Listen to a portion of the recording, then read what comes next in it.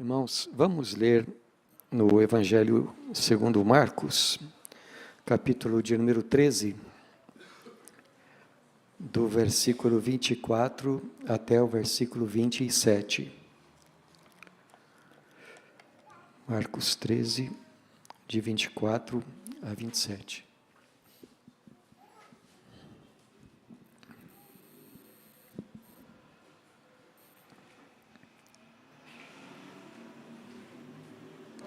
Mas naqueles dias, após a referida tribulação, o sol escurecerá, a lua não dará a sua claridade, as estrelas cairão do firmamento e os poderes do céu serão abalados.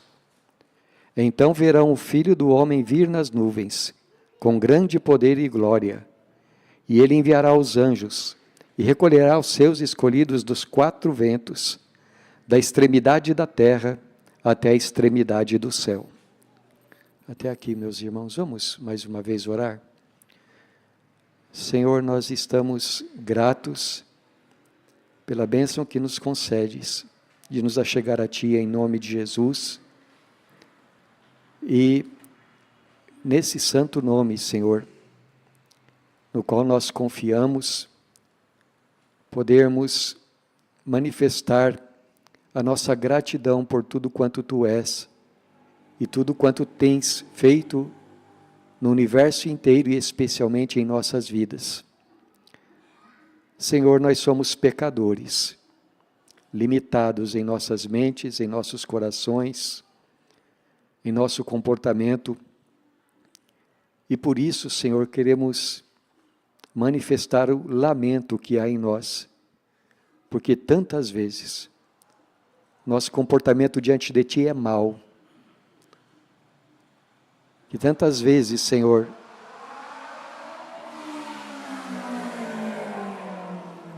nós nos esquecemos de andar à luz da verdade ensinada na Tua palavra. Palavra que diz que cada pecado nosso foi, Senhor, a razão pela qual Teu Santo Filho Jesus foi crucificado e derramou Seu sangue precioso.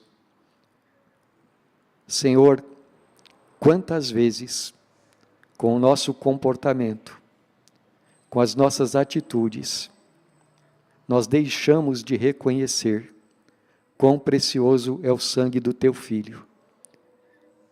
E por isso, Senhor, nós manifestamos a nossa tristeza nessa hora, nosso arrependimento, nosso desejo, Senhor, de honrarmos o sangue precioso de Jesus, de honrarmos o Senhor, de honrarmos o Teu Espírito que nos foi dado, que veio habitar em nossos corações.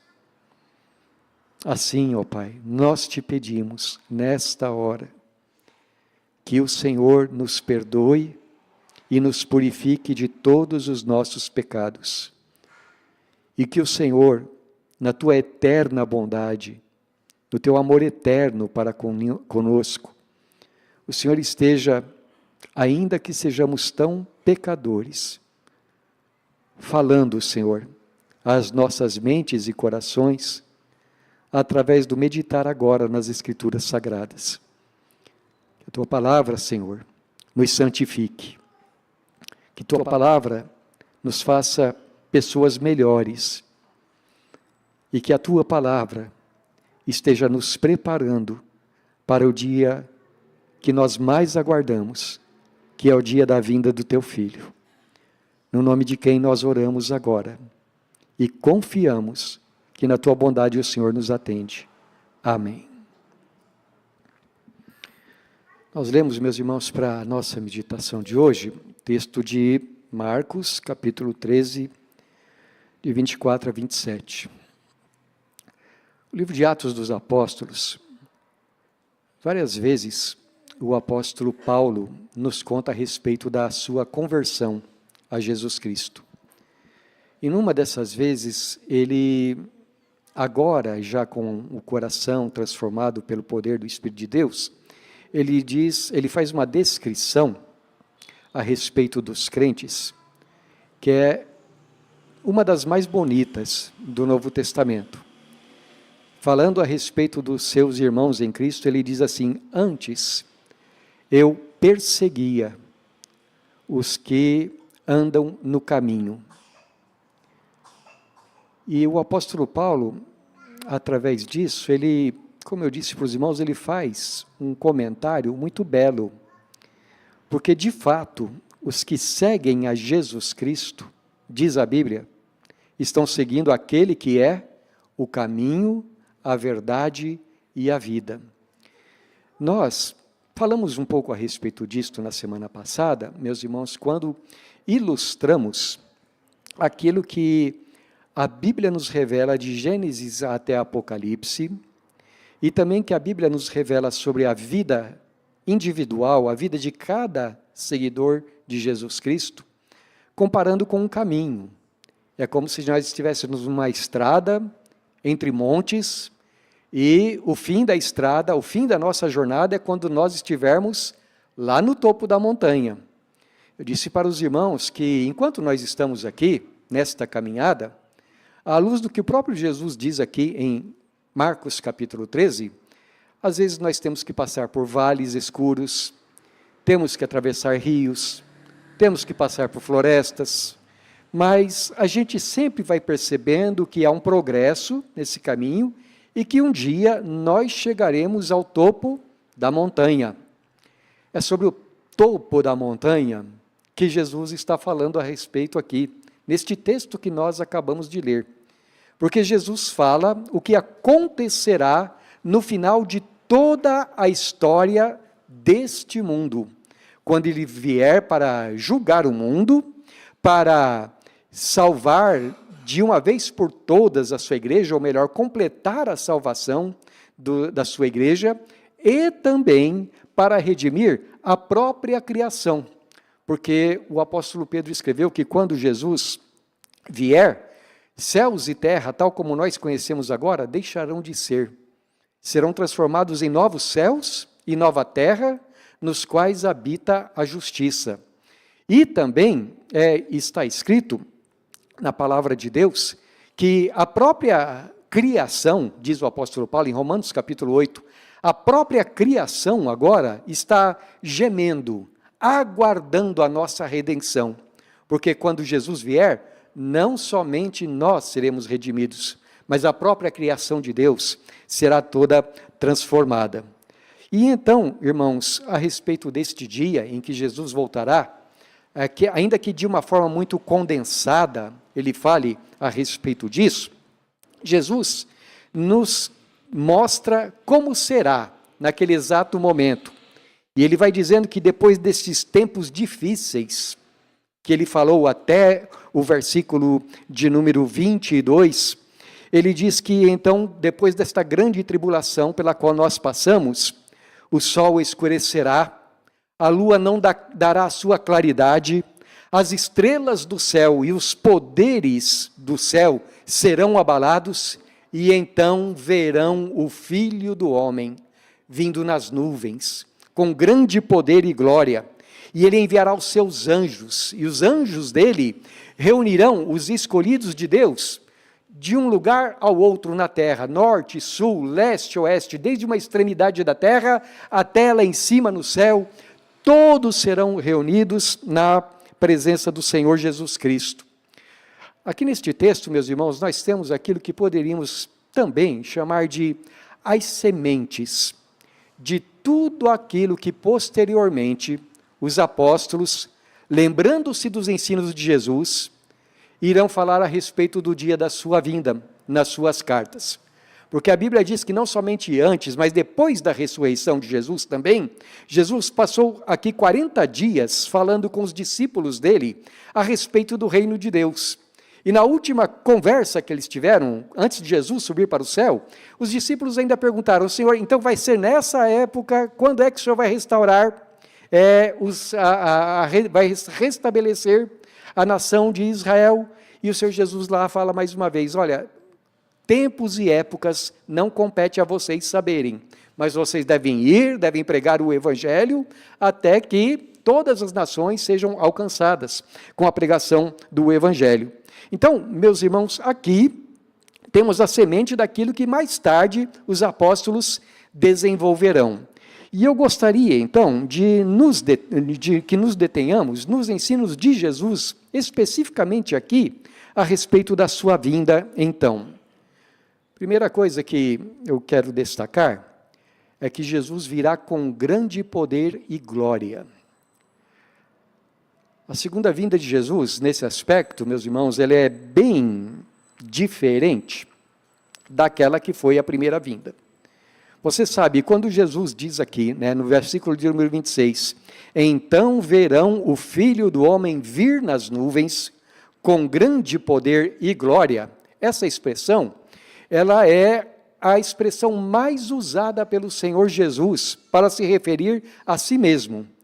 É verdade que nos evangelhos, muitas vezes, ou várias vezes, especialmente no Evangelho de João, Jesus, ele fala sobre si mesmo como Filho de Deus, o enviado amado do Pai, que veio nos trazer salvação. Mas essa semana eu estava contando e não chega a 10 vezes, quando Jesus fala-se a si mesmo como Filho de Deus, contra umas 80 vezes que ele se descreve a si como Filho do Homem. E por que essa predileção do próprio Senhor Jesus para falar a respeito de si mesmo? É porque essa expressão, ela tem duas denotações. Primeiro, ela se refere a Jesus como ser humano. Jesus, para ser o nosso Salvador, precisava ser um homem assim como nós, um ser humano assim como nós. E para sofrer todas as tentações, para resistir às tentações, para vencer o pecado por nós, para ser justo diante de Deus e assim poder dar a sua vida na cruz no nosso lugar, de nós que somos pecadores. Mas em segundo lugar, esta expressão também, ela é, pelo Senhor Jesus, tirada daquela palavra tão linda que nós temos lá em Ezequiel capítulo 7. Quando Ezequiel, numa das suas visões, ele falando a respeito do reino que sobrepujaria todos os outros, ali Daniel usa uma expressão muito próxima. Aliás, acho que vale a pena nós olharmos lá em Daniel, embora nós já conheçamos bem essa passagem, ou melhor, já saibamos bem sobre ela. Daniel capítulo 7, versículos 13 e 14. Daniel falando a respeito da sua visão, e depois Jesus diz que ele vai cumprir, que ele é o cumprimento dessa profecia, não é? Então está escrito assim, Daniel 7, 13 e 14. Eu estava olhando nas minhas visões da noite, e eis que vinha com as nuvens do céu, um como filho do homem, e dirigiu-se ao ancião de dias, e o fizeram chegar até ele. Foi-lhe dado domínio e glória e o reino, para que os povos, nações e homens de todas as línguas o servissem. O seu domínio é domínio eterno, que não passará, e o seu reino jamais será destruído. Veja no nosso texto, aqui de Marcos, capítulo 11, Jesus diz especificamente isto: então verão o Filho do Homem vir nas nuvens com grande poder e glória. Ou colocando de outra maneira, vai se cumprir o que está escrito no profeta Daniel, em toda a sua plenitude. E aí Jesus mostra, não simplesmente como alguém que nasceu entre os homens, mas como alguém que veio do céu, que foi trazido do céu, um ser celestial que se aproxima a expressão é um tanto diferente, não é? O ancião de dias, daqueles cujos dias são muito antigos. Ele se aproxima e esse ancião de dias dá para ele um reino, que é um reino eterno. Embora algumas expressões aqui sejam difíceis para nós, é claro para nós, é claro a respeito de quem ele está falando, diante do que Jesus diz aqui. Então, Jesus, ele preferia esta expressão, muito provavelmente por causa das duas coisas: revela a humanidade dele, mas também revela a sua divindade, e revela que ele é o rei, prometido através do profeta Daniel. Mas, meus irmãos, como eu dizia, há várias diferenças entre a primeira e a segunda vinda de Jesus. Na primeira vinda, a Bíblia diz que ele nasceu de uma mulher, e nasceu como uma criança pobre, e como um ser humano, foi uma pessoa cheia de limitações. Mas que ele era divino também, diz o Evangelho de Lucas, porque, conforme o anjo disse para Maria, Jesus, embora tenha nascido de uma mulher, ele foi miraculosamente concebido no ventre da Virgem Maria. E então, ali, Deus, através daquele ser humano que foi assim miraculosamente gerado, viria o Salvador do mundo. Jesus, então, veio como um ser humano, e um ser humano que ficava sujeito à fome, como nós ficamos, sujeito ao cansaço, com necessidade de dormir, sujeito a tentações, passível até de morrer. Aliás, ele precisava morrer. Isso aconteceu na primeira vinda, mas na segunda vinda de Jesus, já não será desse jeito. Jesus já não nascerá neste mundo como um ser humano desconhecido, apagado, sem que o resto do mundo ficasse sabendo, porque ele já não morre, porque agora ele virá num corpo que já passou pela ressurreição, e portanto, como diz o apóstolo Paulo, virá num corpo revestido de imortalidade, aquele mesmo corpo com o qual ele foi para o céu, mas que foi transformado depois que Jesus morreu pelos nossos pecados. Então Jesus virá num corpo, de novo, usando as palavras do apóstolo Paulo, celestial, um corpo espiritual. Assim como nós vamos ter um corpo celestial e espiritual também depois da nossa ressurreição. Na primeira vinda, Jesus nasceu como para usar uma expressão nossa, ilustre desconhecido. Apenas algumas pessoas ficaram sabendo do nascimento dele. E ele cresceu no meio de uma aldeiazinha que quase ninguém ouvia falar também. E mesmo quando Jesus ministrou a palavra de Deus, ele não foi muito longe da terra em que ele morava, mas apenas nas regiões todas do mesmo país, e alguma coisa para os lados da Síria, de Tiro e Sidom, no máximo que Jesus andou. Jesus não teve o seu nome proclamado imediatamente, ele não foi conhecido imediatamente por todas as pessoas. Ao contrário, muitas pessoas que conheceram Jesus não o reconheceram como Filho de Deus, mas zombaram dele, o desqualificaram, o rejeitaram, o desprezaram. Quando Jesus, nos seus 33 anos, estava, digamos assim, no auge da sua popularidade, ele foi condenado à morte como se fosse um bandido qualquer, assim como centenas de outros judeus eram crucificados sempre, Jesus foi crucificado também. Mas na segunda vinda não será desse jeito.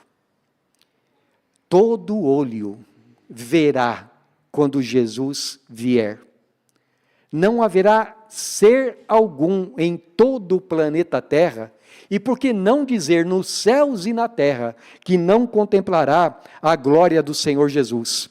Aquela glória que, como diz João capítulo 17, Jesus tinha com o Pai, antes mesmo do mundo ser criado, é nessa glória que Jesus virá. Na primeira vinda, Jesus veio como servo, mas na segunda vinda, ele será reconhecido como Senhor. A Bíblia diz que todos os reis da terra, todos os povos do mundo, até quantos rejeitaram a Jesus, até quantos zombaram do seu nome, e lamentarão por causa da sua vinda, mas todo o joelho se dobrará, e toda a língua confessará que Jesus Cristo é o Senhor, e nisso o nome de Deus será glorificado. Na primeira vinda, o ministério dos anjos na vida do Senhor Jesus foi algo muito discreto até. Os anjos anunciaram para umas poucas pessoas que Jesus seria o Filho de Deus. Depois auxiliaram Jesus quando ele estava sendo tentado lá no deserto. Também auxiliaram Jesus na noite anterior à sua crucificação, quando ele estava sofrendo muito, então vieram anjos e o serviram. Mas você nunca lê na Escritura que Jesus mandou os anjos fazerem alguma coisa. Ao contrário, a Bíblia diz que se Jesus quisesse, ele poderia ter rogado ao Pai e 12 legiões de anjos viriam imediatamente para salvá-lo. Mas nem ali você vê, se fosse o caso, Jesus dando ordem aos seus anjos. Ao contrário, ele pediria ao Pai. Mas nesse texto que nós estamos olhando aqui, nós vemos um contraste nisto também. Porque, veja, desde toda a eternidade, Jesus é Senhor dos anjos. A carta aos Hebreus nos diz: e todos os anjos de Deus o adorem. Também está escrito, citando os Salmos, na carta aos Hebreus, que ele faz de seus anjos labaredas de fogo, aos seus ministros chamas velozes.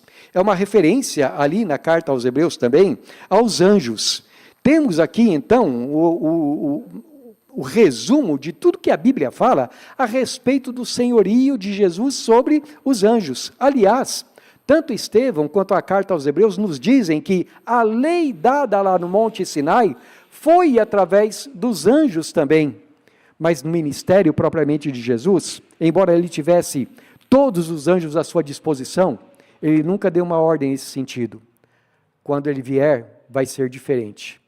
Então ele vai dar ordem aos anjos, e nisto também, todo joelho deverá reconhecer que Jesus Cristo é o Senhor.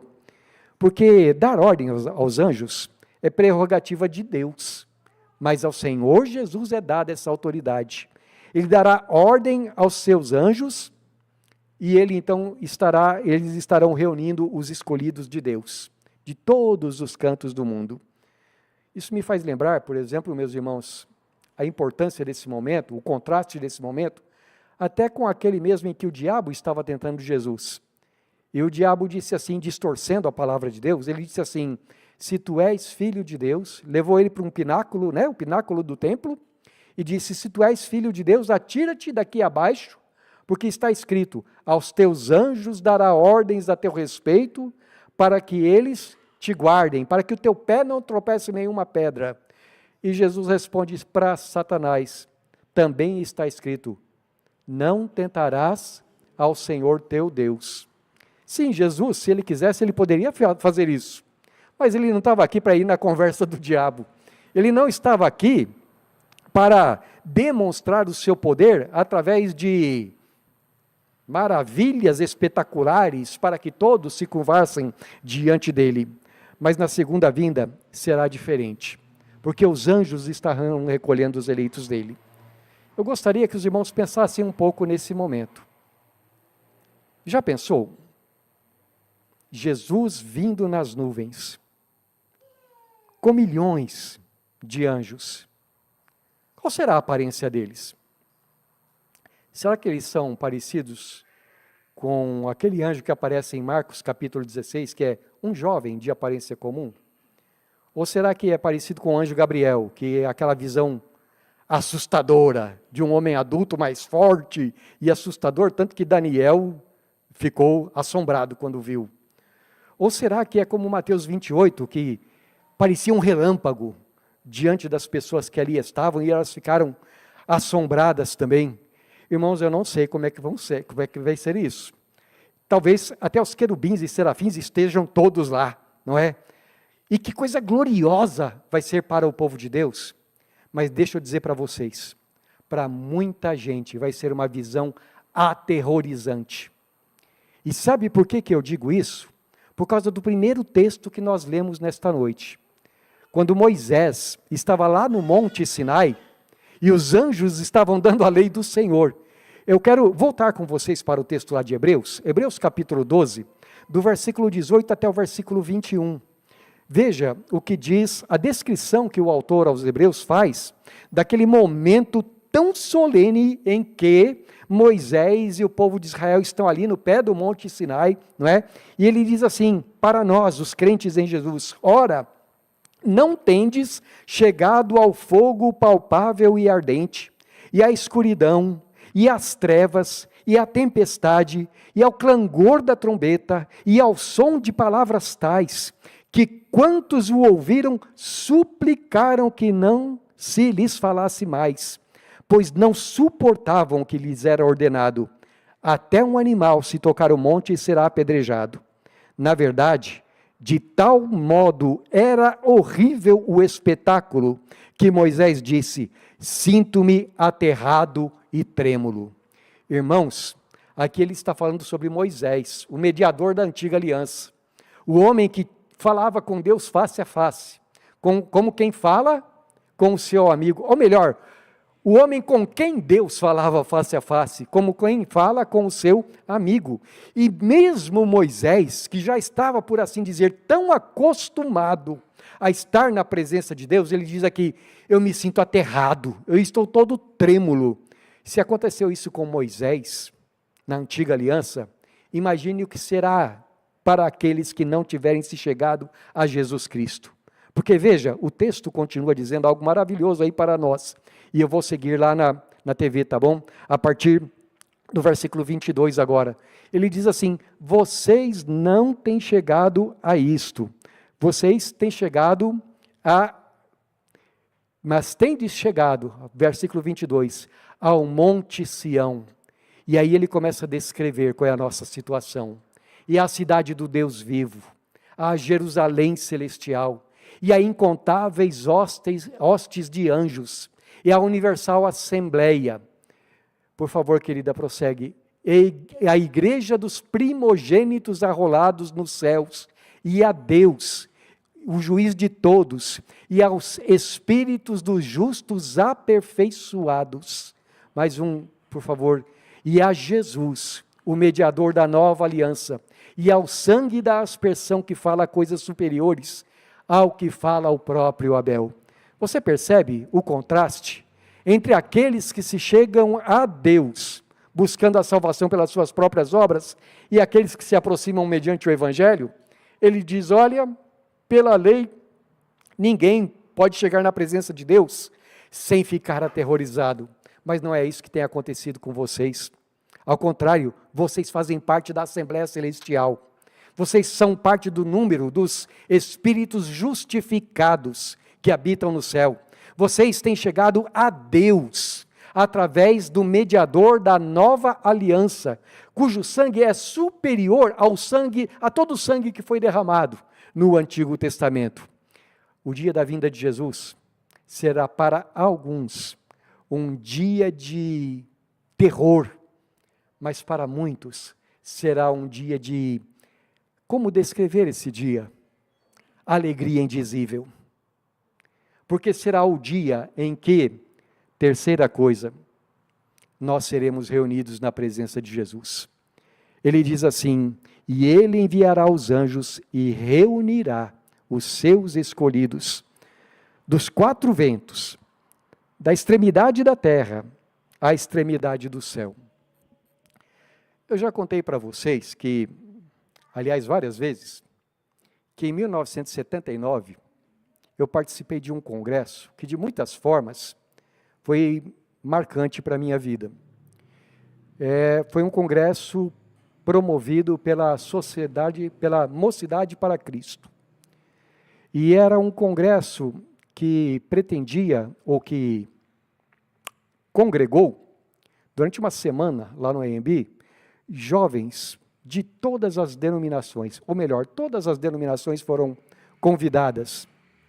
Para a época, 1979, era muito grande um congresso com 4.000 jovens. Mas foi uma semana ali no AMB memorável para mim. E uma das coisas é que nós estudamos lá a respeito de igreja, corpo de Cristo. Foi lá que eu aprendi aquele cântico, Um Só Rebanho. E era gostoso, meus irmãos, estarmos ali, presbiterianos das três maiores, isto é, a presbiteriana do Brasil, a presbiteriana independente, a conservadora, as denominações batistas, os assembleianos, os luteranos, os metodistas, os anglicanos, e era tão gostoso a gente cantar Um Só Rebanho. Mas, meus irmãos, acho que aquela sensação tão gostosa não tem como comparar com o dia em que Jesus voltar.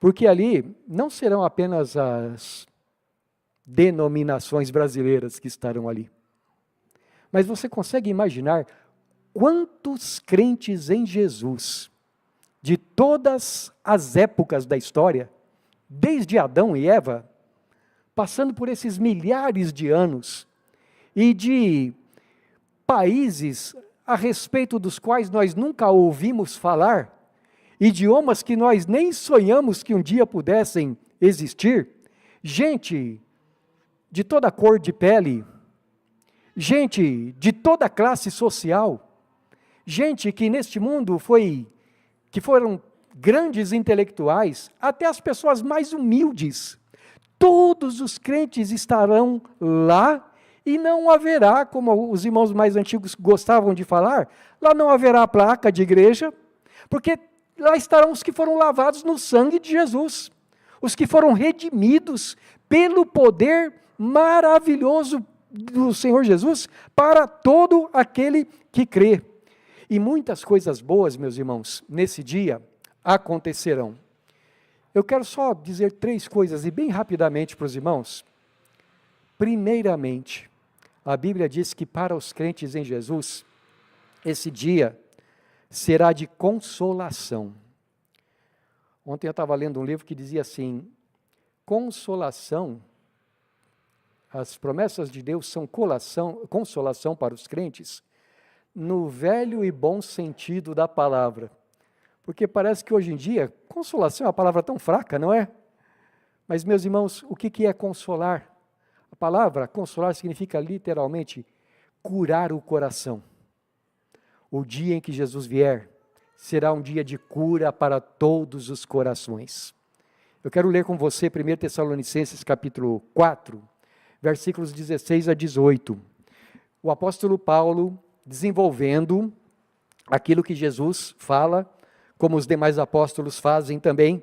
1 Tessalonicenses 4, versículos 16 a 18, está escrito assim: porquanto o Senhor mesmo, dada a sua palavra de ordem, ouvida a voz do arcanjo e ressoada a trombeta de Deus, descerá dos céus, e os mortos em Cristo ressuscitarão primeiro.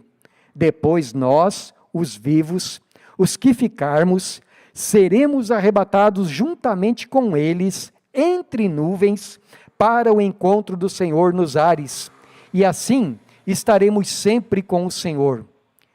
Consolai-vos, pois, uns aos outros com estas palavras. Tem 2 grandes motivos aqui de consolação. É que Jesus diz, ou melhor, o apóstolo Paulo diz, que nós estaremos com os nossos queridos em Cristo, que foram primeiro. Mas depois ele diz, olha, e os que estiverem vivos, de modo algum vão chegar primeiro. Não, todos chegaremos juntos, porque o arcanjo vai tocar a trombeta, sob a ordem de Jesus, e todos seremos arrebatados para o encontro do Senhor, nos ares. E aí o que ele diz? E estaremos para sempre com Ele. Ah, meus irmãos, se isso não for consolação, se isso não for cura para o nosso coração cansado, então não tem mais nada que possa curar.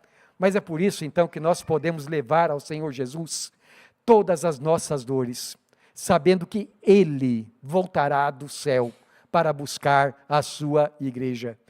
E se foi bonito lá no Monte Sinai, imagina o arcanjo tocando a sua trombeta. Como será? Que coisa gloriosa. Segundo, o apóstolo Paulo também diz que será um dia de transformação. Por favor, abra lá em 1 Coríntios agora, capítulo 15. Nós vamos ler o versículo 51 até o 54. 1 Coríntios 15, de 51 a 54, está escrito: eis que vos digo um mistério, nem todos dormiremos, mas transformados seremos todos. Num momento, num abrir e fechar de olhos, ao ressoar da última trombeta, a trombeta soará, os mortos ressuscitarão incorruptíveis, e nós seremos transformados. Porque é necessário que este corpo corruptível se revista de incorruptibilidade, e que o corpo mortal se revista de imortalidade. E quando este corpo corruptível se revestir de incorruptibilidade, e o que é mortal se revestir de imortalidade, então se cumprirá a palavra que está escrita: tragada foi a morte pela vitória. Ah, como isso daqui é bom também. Irmãos, como cada um de nós sente o fato de que, no dia a dia, tem que lutar contra as suas próprias tendências do velho homem, tem que lutar com as suas próprias tentações, com o seu temperamento, tantas vezes avesso à palavra e ao Espírito de Deus. Como é difícil para o crente a consciência de que ele continua sendo pecador enquanto está nesse mundo.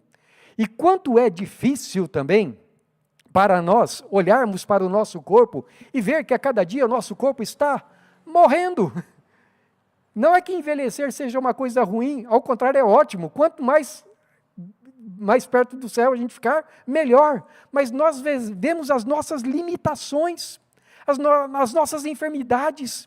E quantas vezes as enfermidades nos assustam até, mas o apóstolo Paulo diz, olha, isso é porque agora é um corpo corruptível. Mas quando o anjo tocar a trombeta, todos seremos transformados. E seremos transformados para ter um corpo celestial, espiritual, semelhante ao do Senhor Jesus, na sua glória. Então, em segundo lugar, é dia de transformação. Mas tem uma última coisa que eu quero dizer. É que também será dia de comunhão.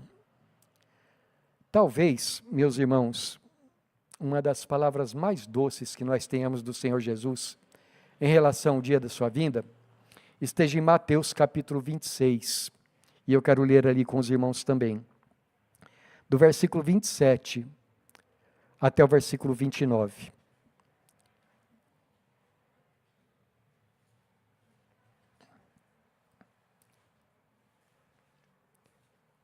Jesus diz assim, o texto diz assim, a seguir, tomou Jesus um cálice, e tendo dado graças, o deu aos discípulos, dizendo, bebei dele todos, porque isto é o meu sangue, o sangue da nova aliança, derramado em favor de muitos, para a remissão de pecados.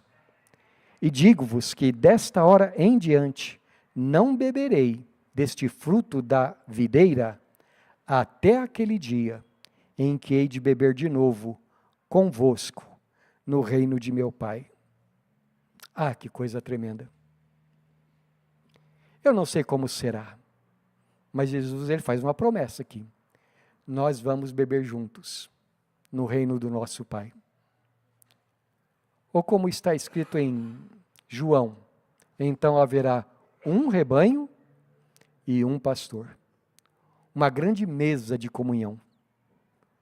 Quando tudo aquilo que tantas vezes atrapalha os relacionamentos humanos, não existirá mais. Em que nós olharemos para o nosso Senhor e diremos, meu bom pastor, que maravilha é estar na tua presença. Meus irmãos, no texto todo aqui de Marcos capítulo 13, Jesus está falando a respeito dos dias em que estamos vivendo e os dias que virão ainda. E ele diz que tudo aquilo que ele fala, tudo aquilo que ele previu aqui, era para que nós soubéssemos que ele está falando a verdade. Agora há pouco nós cantamos um hino, Deus dos Antigos, que fala numa das suas estrofes, mais ou menos assim, da guerra atroz, do crime e assolação, dos tempos maus, de um mundo em confusão. Essas 2 ou 3 frases do hino, meus irmãos, elas descrevem muito bem aquilo que Jesus disse iria acontecer, enquanto ele não voltar. Ele diz, vai ser difícil para vocês. Vocês passaram por dias complicados.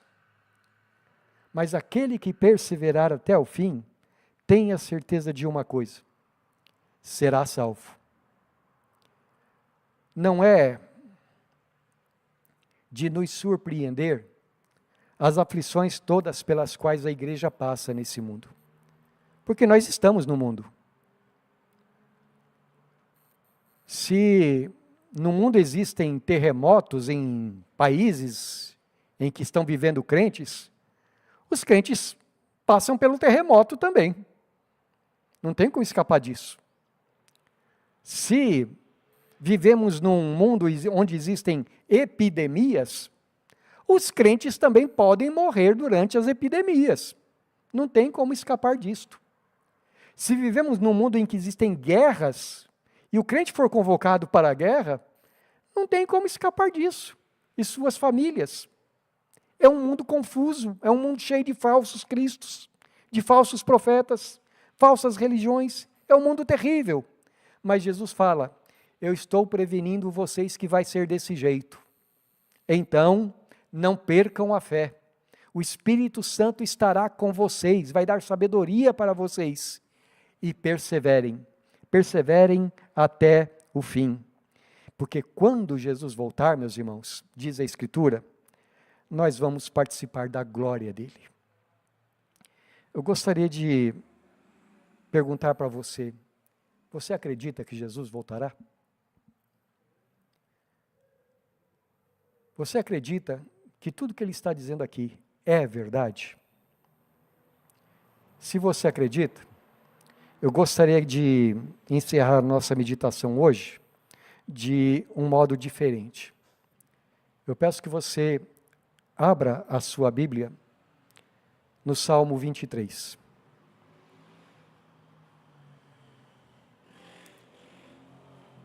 E olhe para esse salmo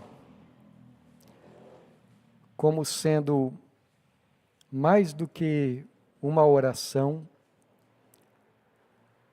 de confiança em Deus, mas como a descrição de quem Ele é e de quem você é.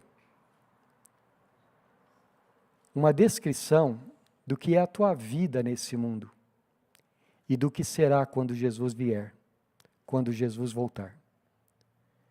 E se você crê, eu convido você a ler comigo em voz alta, mas não ler, orar, dizendo para o Senhor as palavras que Ele diz aqui, que Ele nos ensina aqui. E depois nós vamos cantar um louvor ao nosso Deus. Vamos ler o Salmo 23. O Senhor é o meu pastor, nada me faltará. Ele me faz repousar em pastos verdejantes. Leva-me para junto das águas de descanso. Refrigera-me a alma. Guia-me pelas veredas da justiça, por amor do seu nome. Ainda que eu ande pelo vale da sombra da morte, não temerei mal nenhum, porque tu estás comigo. O teu bordão e o teu cajado me consolam. Preparas-me uma mesa na presença dos meus adversários. Unges-me a cabeça com óleo, o meu cálice transborda. Bondade e misericórdia certamente me seguirão todos os dias da minha vida, e habitarei na casa do Senhor para todo sempre. Amém.